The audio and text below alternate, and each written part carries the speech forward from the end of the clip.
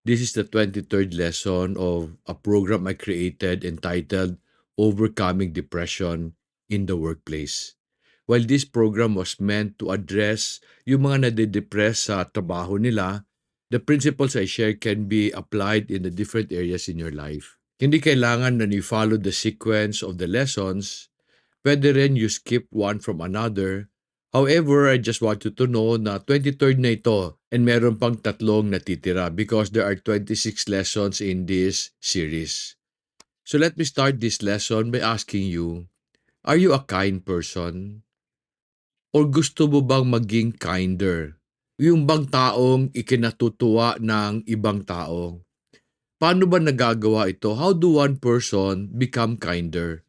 Ako I discovered the answer in an event that happened to Jesus. And basahin natin ito sa Luke chapter 7 verses 40 to 47. Let me start by reading verse 40. It says, "And Jesus answered him, Simon, I have something to say to you." And he replied, "Say it, teacher." Verse 41 reads, "A money lender had two debtors. One owed him 500 denarii and the other 50. When they were unable to pay, he graciously forgave them both. So which of them will love him more?" Simon answered and said, "I suppose the one whom he forgave more." And he said to him, "You have judged correctly." Turning towards the woman, he said to Simon, "Do you see this woman? I entered your house.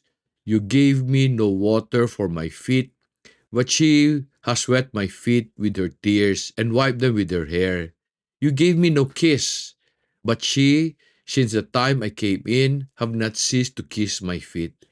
You did not anoint my head with oil, but he anointed my feet with perfume. For this reason I say to you, her sins, which are many, have been forgiven. For she loved much, but he who is forgiven little loves little." In Luke chapter 7, Jesus was invited by a Pharisee to have dinner with him. When he arrived sa bahay niya, this woman came into the house. As she cried, she washed Jesus' feet with her tears and wiped it dry with her hair. Tapos pa, she anointed his feet with perfume. During their time, it was important for the host to provide water to clean the feet of their guests. Kasi noon wala namang paved road, kaya madumi parati yung paa nila. However, when Jesus came to the house of the Pharisee, hindi siya binigyan ng tubig para maghugas ng paa niya. But the woman did. The book of John says that this woman is Mary of Bethany, not Mary Magdalene. This Mary is the sister of Lazarus and Martha. That night, Mary washed Jesus' feet with her tears, gave him an expensive perfume as a gift, and kissed his feet, which was unnecessary. What she did was an act of grace. Do you know that her kind act was born out of deep gratitude? Anong ibig kong sabihin? Let me read for you a verse that preceded the verses we read. Sa Luke chapter 7 verse 37 sabi, "And there was a woman in the city who was a sinner. When she learned that he was reclining at the table in the Pharisee's house, she brought an alabaster vial of perfume." Pumunta siya doon and washed the feet of Jesus out of her gratitude, out of the love that she received from the Lord. Nung na-realize niya na pinatawad siya ni God, grabe ang pasasalamat niya. She did not have to wash the feet of Jesus because that was the responsibility of the host, of the Pharisee. Because of what she did, sabi ni Jesus in Luke chapter 7, verse 47, "For this reason I say to you, her sins, which are many, have been forgiven, for she loved much. But he who is forgiven little loves little." Sabi ni Jesus, those that have been forgiven much will love much. Those who have been forgiven little will love little. Ikaw, ano ang tingin mo? Malaki ba ang kasalanan mo sa Panginoon? Feeling mo ba you need to love God more because of the magnitude of the sin that you have committed? Yung taong nakasakit sa'yo, Gaano kalaki ang kasalanan niya sa iyo and sa Panginoon? Siya ba love niya si God ng mas malaki kasi mas malaki yung kasalanang pinatawad niya? Alam mo, most of the time, hindi tayo makapagpatawad sa ibang tao or hirap tayo to show kindness kasi feeling natin ang liit ng ginawa nila sa atin na maganda, ang laki ng ginawa nilang mali sa atin. So meron akong tanong, sino ba ang nagde-decide kung ano ang maliit o malaking kasalanan? Is it possible na kaya tayo hindi kinder sa ibang tao? Kasi ang feeling natin, tayo we deserve the grace of the Lord. Pero yung buwisit na nanakit sa atin, he does not deserve the grace of the Lord. That means we feel we are better than others, maski hindi naman. We need to realize that the grace God gave to the murderer who was on the cross is the same grace we have received. Pinatawad ni Jesus yung thief on the cross, pati yung magnanakaw. Pero tayo feeling natin that we are not as bad as these people. So we're better off. Ganon din ang feeling ng taong galit sa ibang tao. Feeling niya he's better off than other people, kaya siya hindi makabigay ng grace. Kasi feeling niya he deserved better because he have done lesser sin. Alam mo ba that this goes against what James chapter 2 verse 10 says? Sabi ng verse, "For whoever keeps the whole law and yet stumbles at one point, he has become guilty of all." Ang ibig sabihin, yung nakapatay ng tao at yung nagsinungaling para makalusot sa ginawa niyang mali. To the Lord, they are guilty of sin and the punishment is the same. Friends, ano ang mas malaking kasalanan? Yung pagnakaw ng tax collector o yung pagiging hipokrito ng Pharisee? Ano ang mas malaking utang? Yung 50 denarii o yung 500? Ano ang mas malalang kasalanan? Ang adultery o ang hindi pag-honor ng Sabat? I need you to know, friends, all of them are the same in the eyes of the Lord. All of them have the same penalty before Him. In the past, the penalty was the death of something. Kaya nga, before they were forgiven, mag-offer sila ng bird sacrifice, either a goat, a cow, or a lamb. However, tinapos na ito ni Jesus by paying for our sins with the ultimate sacrifice, yung sarili niya. Kaya nga tawag sa kanya, the Lamb of God. Ang problema ng karamihan sa atin is we decide sino ang mas mabait or masama based on our perspective. In fact, natutuwa ako often when I look at couples when they fight. Yung mga away nila seryoso masyado that often leads to separation. When I ask kung ano pinag-awayan, yung husband hindi naghugas ng pinggan, yung misis hindi nagluto ng masarap na pagkain, walang pumatay, walang nagnakaw. Minsan wala pang adultery. However, because they decide masama yung ginawa ng kabilang tao, often that anger leads to other sin, like adultery. Alam mo, I hate it when people say, mabuti pa tayong Kristiyano. We're better off doon sa mga taong makamundo. Lasenggo, sugarol, magnanakaw, tamad. And oftentimes I ask, are we much better? Do you know that God will require from you what you know? Karamihan ng makamundo, hindi naman nakilala si God intimately.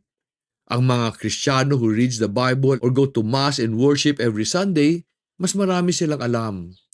Mas malaki ang kasalanan ng taong alam niya at hindi niya ginawa, kaysa sa tao na hindi niya alam na mali pala yung ginawa niya. What do I mean?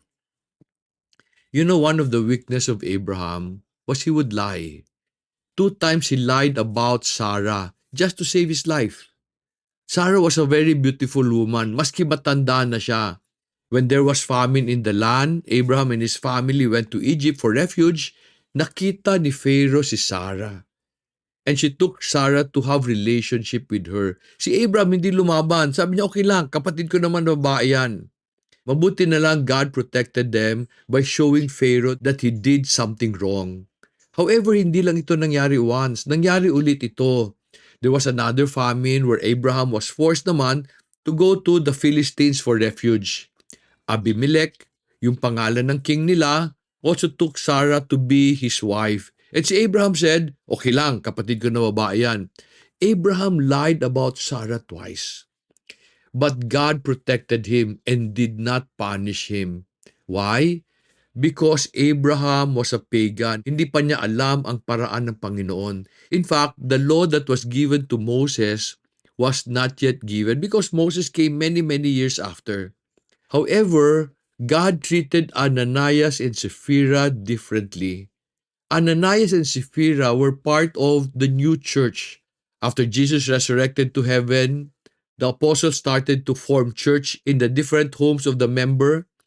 And when there was a famine, they decided to sell their properties and then pool the money so that everybody will survive. Si Ananias and si Sapphira sold their property. However, they lied about the money that they received. Sabi nila yung binigay nila sa church, yun yung complete na amount sa sale ng property. Nagalit si Peter, sabi niya, why do you lie? Hindi naman importante na ibigay mo sa amin lahat. Huwag ka lang magsinungaling na sabihin mo, ito lahat yung pera. There's nothing wrong with keeping some of it for yourself. Alam mo, sabi ng Acts, because they lied against the Holy Spirit, they died instantly. Bakit yon? Bakit mas stricto si God kay Ananias and kay Sapphira kumpara kay Abraham? Because Ananias and Sapphira knew. Si Abraham did not know that lying was a serious sin. Is lying a minor sin? Alam mo, in some religious group, they believe that lying is not a serious sin. It is not the same as murder or adultery. Friends, hindi totoo yan. Lying is a very serious sin. In fact, it's so serious na one of the Ten Commandments says, in Exodus chapter 20 verse 16, you shall not bear false witness against your neighbor. Bearing false witness against your neighbor is lying. It is a serious sin against the Lord. In fact, in John chapter 8, sinabi pa ni Jesus na if you are a liar, your father is the devil because it is in his nature to always lie. Galit ka doon sa nag-cause ng depression mo kasi may nagawa siyang masakit sa iyo. Naloko ka, nasaktan ka. So sabi mo he deserves to be punished. Na-depress ka especially nung hindi sila pinish ni God. Sumama mo. Pero may tanong ako sa iyo. Did you ever lie? If you have lied in your life, your sin is as serious as the sin that person committed. Friends, sino ang mas righteous? Yung Pharisee o yung tax collector? Yung kamag-anak mo na lasenggo at tamad? Or ikaw na ayaw magpatawad sa taong nakagawa sa iyo ng kasalanan? Grace is an unmerited favor. It is a gift you receive from the Lord. It is not something you earn, but something given. It is not something you deserve. I want you to know that God has been gracious to you. Lahat ng kasalanan mo pinatawad niya nung humingi ka ng tawad. Bakit hindi ka makapatawad? Why can't you show grace and kindness to those who have hurt you? Pero sasabihin mo, di ba? How can I show grace kung paulit-ulit na lang yung ginagawa niya? Kung irresponsible siya, ang sagot ko, how can you not show grace when you have received it from the Lord again and again, even if you do not deserve it? Most of the time, takot na takot tayo magpatawad kasi baka hindi matuto yung tao. Friends, I want you to take comfort in the fact that God said, He will never leave the guilty unpunished. Do not allow yourself to stay in depression and bitterness only because you feel the other person has not been punished enough. Do not do that to yourself. Tayo, we want the grace of the Lord in our lives. Ako, I want grace in my life. Bakit? Ang hirap ng buhay, ang hirap ng negosyo. Yet I know that if I want grace in my life, I must be willing to share grace to those who need it, not to those who deserve it. Friends, I want you to know that kindness and grace are given to those who do not need or deserve it. Alam mo, in my life, I have been very, very strict in imposing what I believe is right. Ako, I'm a person who believes in justice. May ginawa kang mali, dapat i-punish kita. And ganun ako noon. Noon, if I feel that you are doing wrong, pupuntahan kita sa bahay mo para sabihin mali ka. Grabe, no? My ways were very, very rough. Sa bahay pa talaga ng tao. Akala ko noon I was doing it for the Lord. Kasi the Lord wants me to make other people righteous. Gusto naman talaga ni God na I help other people to become righteous. Pero by not being self-righteous or rude. Gusto niya that I help other people by showing kindness, being merciful, and being compassionate. I am learning that He wants me to share the grace I have received.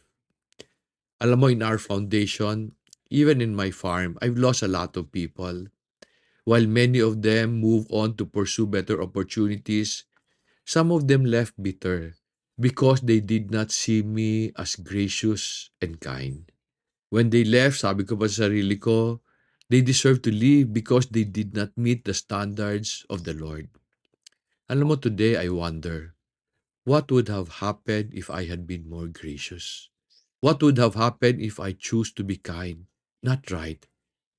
Alam mo, maybe things would be better today. Maybe the friends I lost would still be with me. Friends, you don't have to stay in depression. Kasi you can decide that even if you are hurting, you can extend the grace that you have received from the Lord. You can be kinder even to those who do not deserve it. Friends, I believe we should use what we know as right to help other people, not to judge them. We should be kinder kasi if we do, they will listen to us. When they listen, we get the chance to tell them about the Lord and show them what God can do even to a sinner like us. So the next time you find yourself in a dilemma, to choose to be right or to be kind, friends, choose to be kind. Because later, the people who experience your kindness will give you the chance to show them what is right.